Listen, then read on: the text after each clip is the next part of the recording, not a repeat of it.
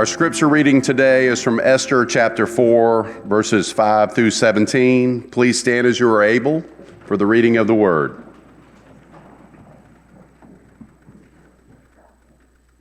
Then Esther called for Hathach, one of the king's eunuchs who had been appointed to attend her, and ordered him to go to Mordecai to learn what was happening and why. Hathach went on to Mordecai in the open square of the city in front of the king's gate.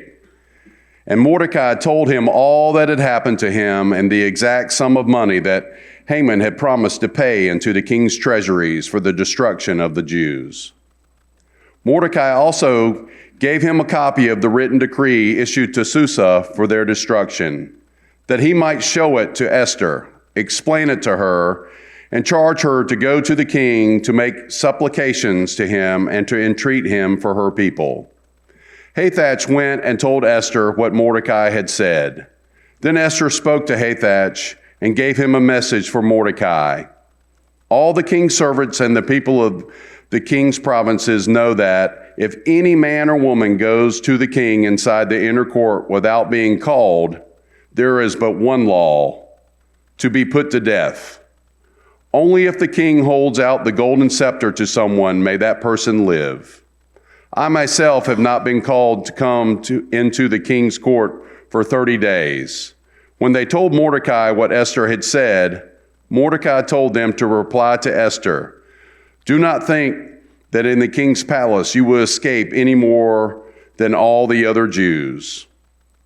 For if you keep silent at this time, relief and deliverance will rise for the Jews from another place, but you and your father's family will perish. Who knows? Perhaps you have come to royal dignity for just such a time as this." Then Esther said to reply to Mordecai, "Go, gather all the Jews to be found in Susa, and hold a fast on my behalf, and neither eat nor drink for 3 days, night or day. I and my maids will also fast as you do. After that, I will go to the king, though it is against the law, and if I perish, I perish." Mordecai then went away and did everything as Esther had ordered.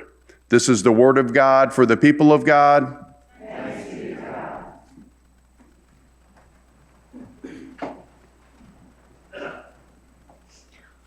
Last week in the contemporary service, we had a baptism of twin girls. And as part of, you know how baptisms go, we stand up here around the font and the pastor asks them a variety of historical questions. So I stared at this young family and I asked, will you resist evil, injustice, and oppression in whatever forms they present themselves? These are part of the vows that each of us has made in our baptism, confirmation, and whenever you've joined any congregation of the United Methodist Church. I wonder, though, how often we actually think about what this is truly requiring of us: to resist evil, injustice, and oppression. You may be wondering, how does someone go about starting this holy work? Yes, this is quite a lofty calling, but it's one that I think the story of Esther can help us with. Where our passage picks up for today, Esther learns that the king, her husband, has just passed a decree to kill all of the Jewish people. Mordecai, her cousin, and the person who raised her, is inconsolable about this news. He's mourning in the streets. He's ripped his clothing and put on sackcloth, and he's so bereft that he's smearing ashes over his face and head. And Esther tries to support him the best she can by sending him new clothes. Stop, put on this new outfit. But he refuses. Esther sends one of her maids to inquire what is going on, and she learns the fate of the Jewish people. Mordecai then sends word back pleading with Esther that she must do something. He's pleading with her to stand up for the Jewish people, Esther's own people. She herself is Jewish, unbeknownst to the king. Mordecai tells Esther to go to the king and convince him to spare the Jews. Esther explains that the king has not summoned her for nearly a month. You see, Esther knows and understands the royal protocols. She has seen the king's wrath. You go when summoned, and you never show up in his courts uninvited. This was the sort of thing that had the previous wife of the king banished. One commentary I read even said that showing up without being summoned could be punished by death. It isn't until Mordecai speaks frankly that Esther agrees to help. He tells her, "Do not think that being in the king's palace you will escape any more than the other Jews. For if you keep silent at a time like this, relief and deliverance will rise for the Jews from another place, but you and your father's family will perish. Who knows? Perhaps you have come to royal dignity for just such a time as this."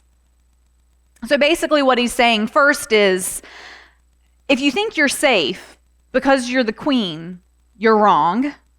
And then he says, if you won't help us, I have faith that someone else will, but it might be too late for your loved ones. And then Mordecai says what is probably the most well-known verse in all of Esther, "Perhaps you have come to royal authority for such a time as this." I imagine the lump that formed in Esther's throat as Mordecai's words resonate with her. Her hands getting clammy as she realizes that she's in a lose-lose situation.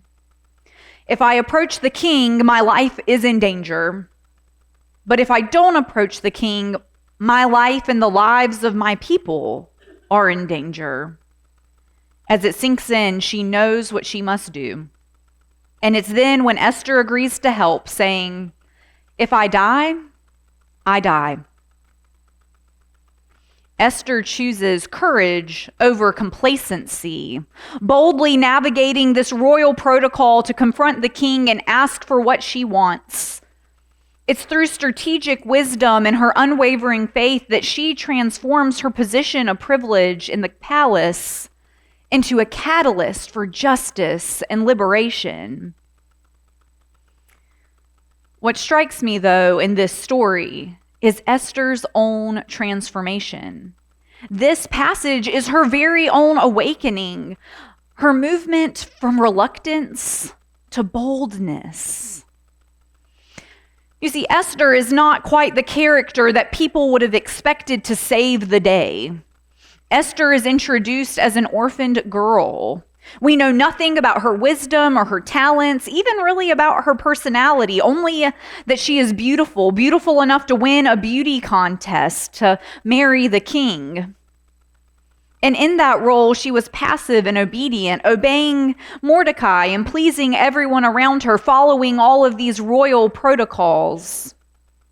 She charms the king and she becomes his complacent wife like he wanted, unlike his first wife, who was banished for disobeying him. However, right here at the heart of chapter 4, we see Esther reluctantly step into her own power. She chooses not to obey royal protocol. She is active. She's taking risks. She's no longer passive. She is a queen of royal authority. Esther has used her position to speak truth to power, to bring justice to her people, and her risk pays off. If you're following the Bible year, you've read how the story ends. She's able to bring justice to her people. And all after just 2 feasts with the king, his right-hand man, and a few plot twists, Esther manages to undo the decree, to save the Jewish people, and to rewrite their history. This is fantastic. This is amazing. But it makes me wonder, have you ever been reluctant to follow God's calling? To stand up for what is right? to actively resist evil, injustice, and oppression in whatever forms they present themselves? If so, don't feel bad. You are not alone. Reluctance seems to be step one to almost every biblical leader's call story. So let's take a little journey through our Bible year, shall we? In Exodus, we hear the story of Moses. God appeared to him in a burning bush saying, I have a mission for you, to go to Pharaoh and to say, let my people go. But Moses was reluctant, doubting his own abilities, saying, I'm not a public speaker. Please, God, you must have meant to be calling someone else, literally anyone but me. But God reassured Moses that he would help him speak and give him signs, and that he would be with him as Moses carried out God's mission. Reluctance precedes boldness. Barak in Judges is called by the prophetess Deborah. Remember Christy preached on Deborah a few weeks ago in Lent? He's been called to lead the Israelite army against this military power, Sisera, the Canaanite general. And Barak hesitates. And he looks at Deborah and says, if you go with me, I'll go. But if you don't go with me, I'm not going near this. Deborah agreed, and they went into battle, and Sisera fell at the hands of Jael. Reluctance precedes boldness. Jeremiah, also someone we heard about in Lent. God calls Jeremiah to become a prophet to the nations, and Jeremiah responds not with absolutely yes. He responds by saying, I'm too young for this job. Jeremiah felt inadequate and underqualified for the task of prophesying, but over time, God reassured him. Reluctance precedes boldness. Jeremiah went on to become maybe one of the boldest prophets in the Bible, I would say. Jeremiah was given a message to the Israelites when they were living in Babylonian exile. He went on to prophesy in Jeremiah 29, seek the welfare of the city where I have sent you into exile, and pray to the Lord on its behalf, for it's in its welfare that you will find your welfare. What Jeremiah is saying is that we are all interconnected. We are bound together by our very humanity in our communities. It's in the welfare of others that we find our own welfare. Together we thrive, or together we suffer. There is no you and them dynamic when you're truly living in community. To seek justice for our neighbor is to seek wholeness for ourselves too, because we're all connected. As the Reverend Dr. Martin Luther King Jr. explained, injustice anywhere is a threat to justice everywhere. We cannot say that's a them problem. This, along with Jeremiah's prophecy, is precisely what Mordecai is telling Esther by reminding her that her well-being is also caught up in her people's. It's Mordecai who reminds Esther that we're all bound together. It's Mordecai who empowers Esther to take that first step from reluctance towards boldness. This week, I was able to attend a portion of the United Methodist General Conference in Charlotte. It was an absolutely incredible experience. Jacob and I volunteered on the hospitality team, and so we stood at the entrance to different spaces and welcomed people and gave directions, and we were able to meet United Methodists from all around the world. We met people from Norway and Germany, a district superintendent from Nigeria, someone who runs a ministry for children in Kenya, just to name a few. And this reminded me of another historic question asked in our baptism liturgy. Do you promise to serve Jesus as your Lord in union with the church which Christ has opened to people of all ages, nations, and races? Friends, I got to see this lived out and lived into on a global scale right here in Charlotte. I saw it and it was so good. The diversity of our church, the beauty of hearing prayers said in other languages by people who don't look or dress like me. It was overwhelming to think about. The thing that holds us all together is the love of Christ that we share.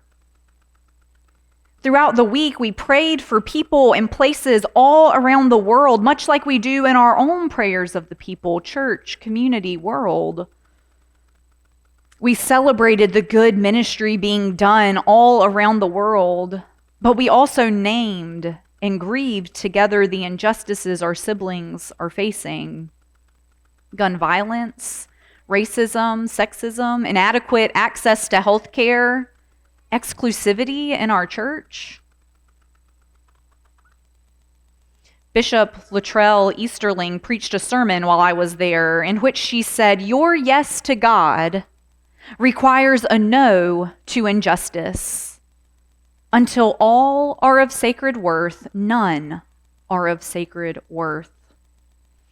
Friends, together as United Methodists, as Christians, we are called to share in these joyous mountaintop moments, but we are also called to be stirred to action when a fellow child of God, near or far, is suffering unjustly.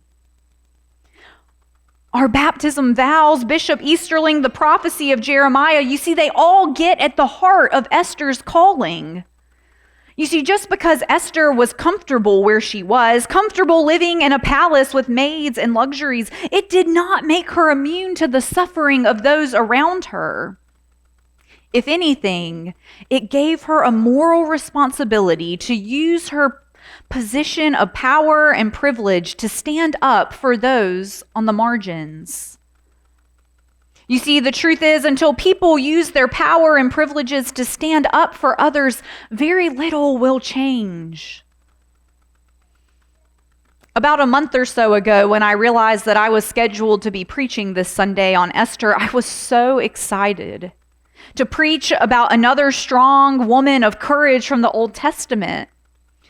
But as I read and reread her story this week, I realized that though Esther is a queen and though she accomplishes such a great feat, she really is a lot like us. She isn't naturally brave or tenacious. It wasn't even part of her plan to infiltrate the palace and marry the king. She's an ordinary person who finds herself rising to the occasion set before her. Esther did not know or see the power she had. She was an orphaned girl taken in by her cousin, married off to the king as part of a nationwide beauty contest. She can't even imagine a way to help. She wasn't even informed of this decree. How many of us are sitting in just the right place of power and opportunity and may not even know it?